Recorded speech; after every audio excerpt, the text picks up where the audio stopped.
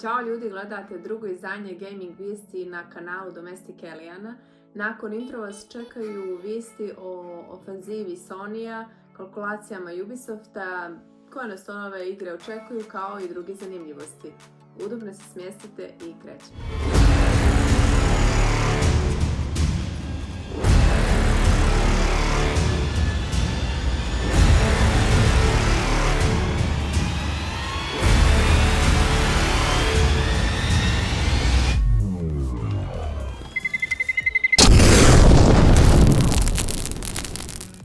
The Day Before, ako niste znali, igrica koja mnogo obećava i odiše potencijalom.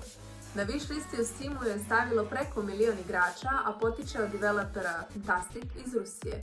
Naime, radi se o Open World MMO ili ti online multiplayeru s otvorenim svijetom u kojem će se preživljavati u postpandemijskoj Americi koja je puna inficiranih zombija kao i preživjelih ljudi koji se bore za opstanak.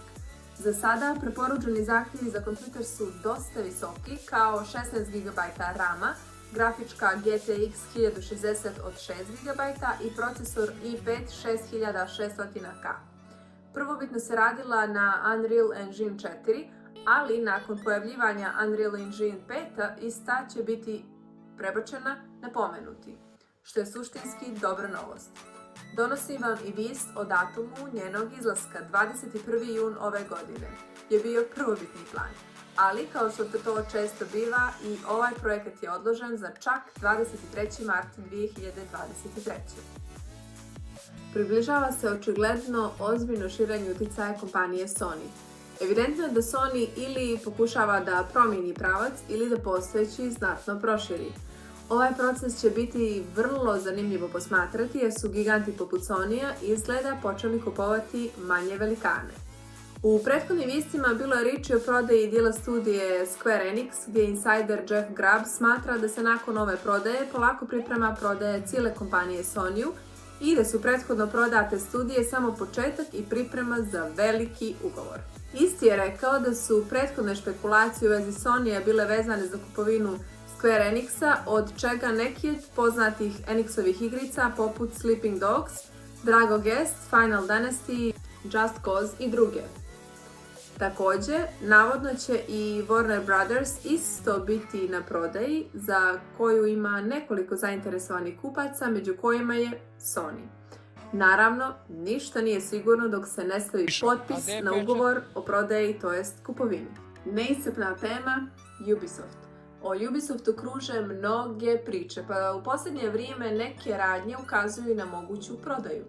Prisutna su mišljenja da se prethodnim obaranjem akcija na berzi zbog raznih obavještenja, prigovora i sl.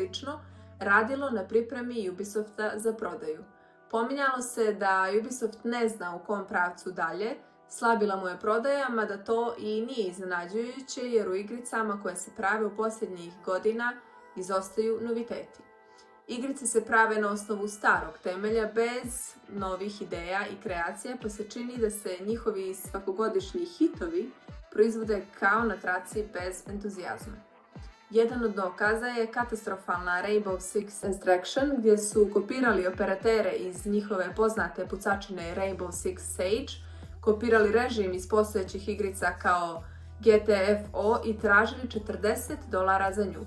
Sve ovo je evidentno vodilo ka slabljenju kompanije i padanju vrijednosti kada se iznenada pojavio neprovjereni izvor izjavivši kako oni imaju kurs da je nađen novi investitor kao i da će Ubisoft stati na noge.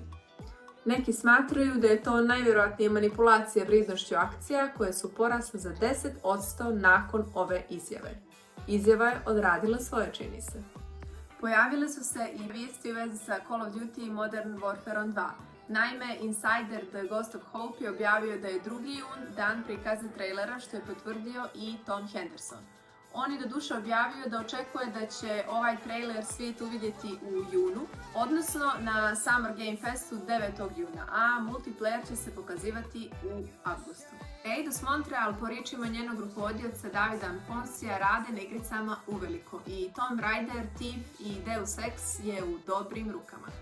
Vrlo je sumnjiv potez Square Enixa da proda pomenute 3 studije, o čemu smo i govorili u prošlim vijestima, jer po mišljenju Alfonsija njegova studija je u najboljem stanju od njenog osnivanja prije 15 godina. Isto tako ima i nadu i mišljenje da će se njegova studija unapređivati u sklopu Embracer grupe koja ih je i kupila. Inače, analitičari tvrde da je naznačena cijena od $300 miliona za 3 studije i njenu intelektualnu svojinu vrlo mala. Tako da u suštini Embracer grupa za 300 miliona ima sada u rukama dosta dobre studije koje u svom portfelju imaju ozbiljne igrice. Tako Crystal Dynamics već uveliko radi na novoj Tomb Raider. Crysis 4 počinje sa razvijanjem. Naime, njemačka firma Crytek je objavila da je postavila rukovodioca za sljedeći dio.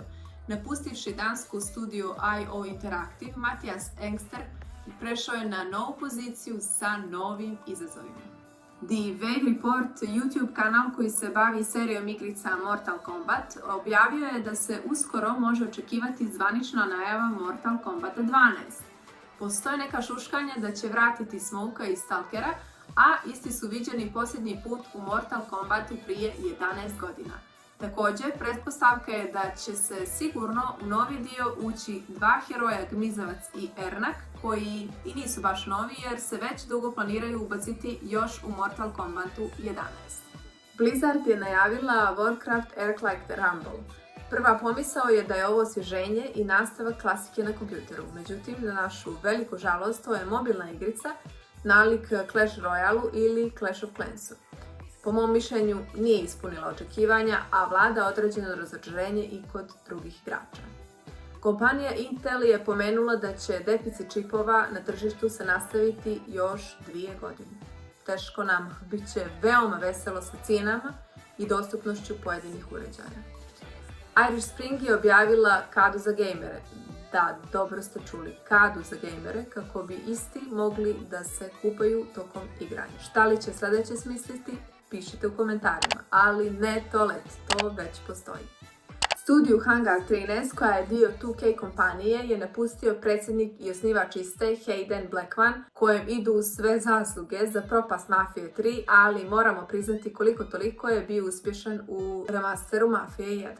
Nestrpljivo očekujemo veliku prezentaciju Microsofta pod nazivom Xbox i Bethesda Game Show 2022, koja se očekuje 12. juna.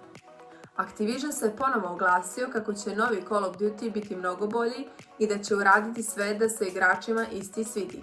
Također su naveli kako Vanguard nije dostigao očekivani rezultat. Pitam se kako su mogli išta očekivati kad im se posljednjih godina sve urušava i skinovima pokušavaju uzimati novac, a trebali bi da znaju da igrači nisu ovce. Genshin Impact na mobilnoj verziji je zaradila $3 milijarde. Sitnica, zar ne? AMD-ev prihod je porastao za 70%, a profit za oko 40%, dok za ovu godinu planiraju prihod od oko $26 milijardi. Vrtoglave cifre za nas, ali za ovu vrstu industrije i nisu najbolja dostignuća. Izvinjavamo se na malom kašnjenju današnjih vijesti, a sljedeće vas očekuju u srijedu u 8. Vidimo se!